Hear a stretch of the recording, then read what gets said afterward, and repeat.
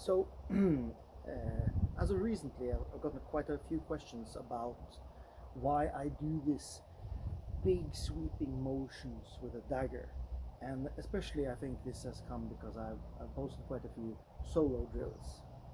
Now, the first thing to say, there's a little caveat to what I'm going to explain why, but there's a little caveat. Probably when you see me doing it in solo drilling, I'm exaggerating them a little bit. That's not to say I don't think that you should do these big sweeping motions. I do. It's just they're probably a little bit tighter when I fight than when I'm just doing solo drills. The reason for that is two things. First, I'm trying to make it obvious for the people who are looking at it what I'm doing, since it's on video. And secondly, it's a little bit easier to get in the proper body mechanics if you allow yourself to make movements large. So with that out of the way, here's the explanation for why. Now, the first thing to note is that there's a tactical consideration. By constantly moving the dagger in these big sweeping motions, I am doing two things. First of all, I'm covering lines. So the attack lines that my opponents could reasonably get towards me are constantly being covered. That's not, of course, to say that I'm covering all lines at all times. Of course you're not, you're just covering a few. The second is I'm posing a constant threat. Now, of course, you can say that, oh, but you're posing a threat if you're standing in a guard. No, you are posing a potential threat. As long as you're not moving, you are potentially dangerous if you're standing in a guard, but you aren't actually dangerous. So that means that if your opponent is faster than you, he can catch you before you manage to become dangerous. But as long as you're moving, the dagger, when it's moving, is dangerous. So I'm posing a constant threat and I'm covering lines. That means I'm keeping me safe. Because remember, this is dagger on dagger. It's the same premise as any other fencing or weapon against weapon system. I must assume that my opponent isn't suicidal, that he wants to live. So he will be concerned about not getting hit by my weapon. So by constantly posing a threat and covering lines, it's a way of keeping myself safe and being a bit unpredictable. Now, secondly, there is the fact that if you're looking at Meyer, you'll see that there's a coherent body mechanics throughout the system. Remember, Meyer is one system. It's not a collection of techniques like you might get the impression of reading some manuals, but Meyer is actually a very coherent system. It's the same way of moving with a dagger, with a longsword, with a quarterstaff, with a halberd, with a pike. It's always the same way of moving. So any body mechanics that is essentially taught in longsword, for example, will be using the same principles in the dagger.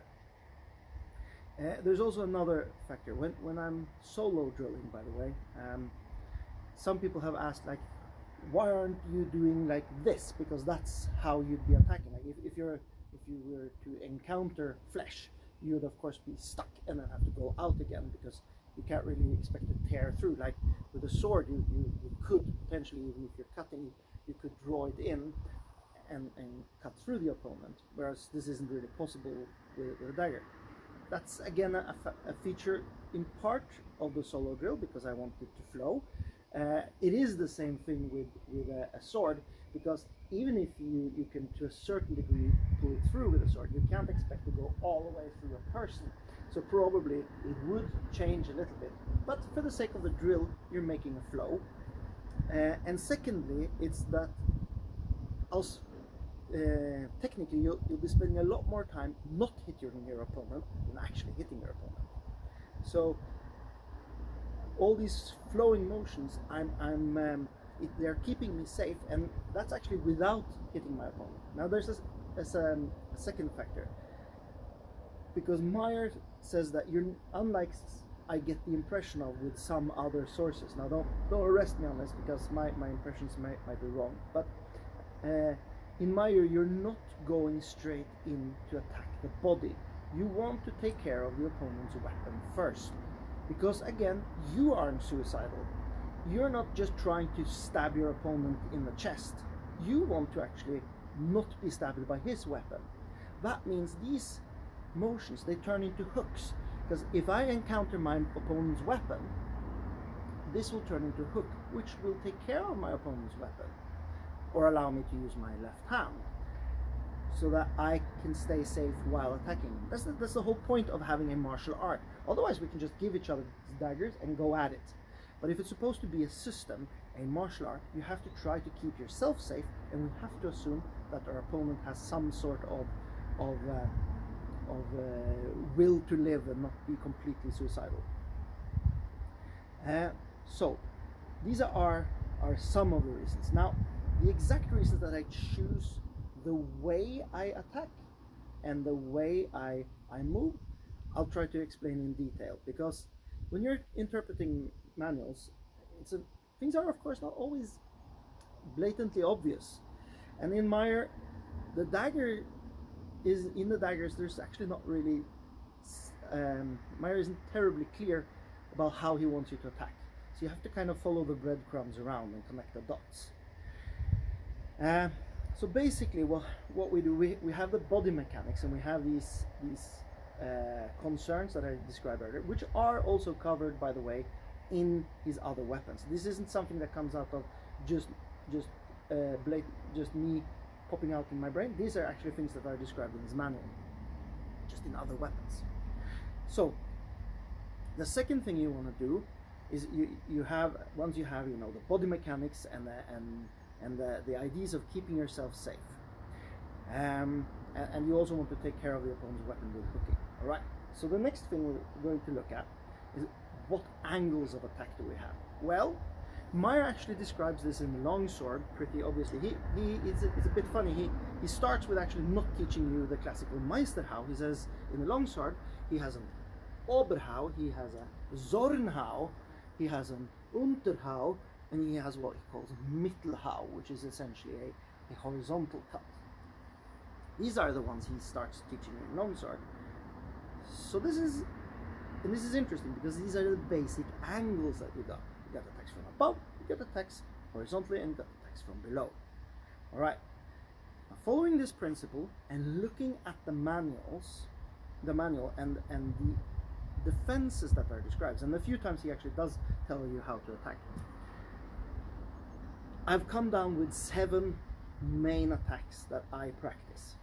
So I have what is essentially a Zornhau from these 2 angles, because attacking straight from above with the dagger is slightly less useful. You usually want to come in on an angle, and this is consistent through Meyer. You have a Mittelhau, or 2 Mittelhaus if you like. You have only 1 Unterhau, because the only way you can attack from below is really here. Coming in here it doesn't really work. But there is something called the pommel strike, which Meyer does, which you very easily can do from here.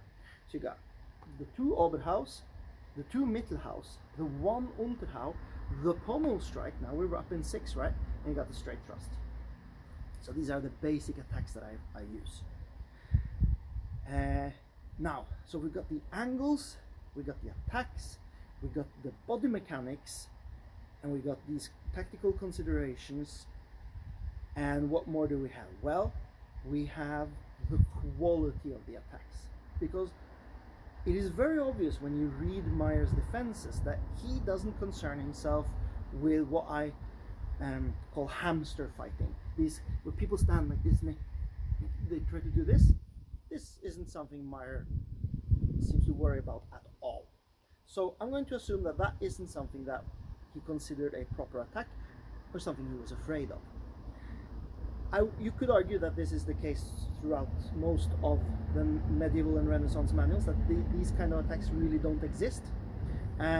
So the attacks that you see are quite big, they're definite, and they really want to drive the dagger through. The hypothesis behind this I'll leave for another time, but it's usually to do with textile armor and these kind of things. So the quality of the attacks is big, heavy and definite. There's nothing what you see in Filipino martial arts, the trapping stuff and the little fast ones, none of that. That just isn't a feature, at least of Meyer, and I haven't seen much of it in the other manuals. So we have the quality of attacks now down, we have the angles, we have the body mechanics, we have the tactical considerations. What more do we have? Well, we do have the guards. Because Meyer, as he describes his guards, he doesn't really treat the guards as position that you linger in. You're not going to stand here. That's a pedagogical tool for understanding a technique, that you might start off in this position. But he doesn't want you to stand there. The guard, the Oberhut, the Unterhut, the Mittelhut, the Kreuzhut, these are positions you move through. So you could say that these are actually, you connect the dots by, so if this is very clearly how Meyer describes his Oberhut, straight up. And the Unterhut is kind of like here, Mittelhut is here, and Kreuzhut is somewhere like here. So these are the points that your attacks should move through, because these are the guards. That's what the guards are. They're kind of like looking at movement through a stroboscope. So you've got these moments in time that are frozen. That's what the guards are. They are outer positions. So all your attacks should move through at least one of the guards. That means if you're attacking from above, you kind of have to attack up. Attack has to come all the way from above like this. So I got the guards, I got the angles, I got the quality of attack, I got the body mechanics, the turning of the hips, the turning of the lead foot, all these movements that you see very, very clearly in Meyer. I've got the tactical considerations about keeping me safe. And what I actually wound up with is, to me, a pretty sensible way of fighting. So this is the way I have come to the conclusions I have. Now you may disagree with them, that's okay. But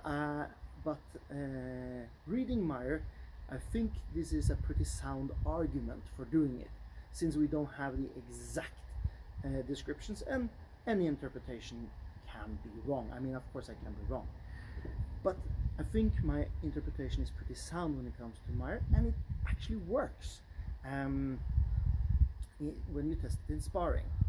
So I hope you found this interesting, and thank you for watching. Bye bye.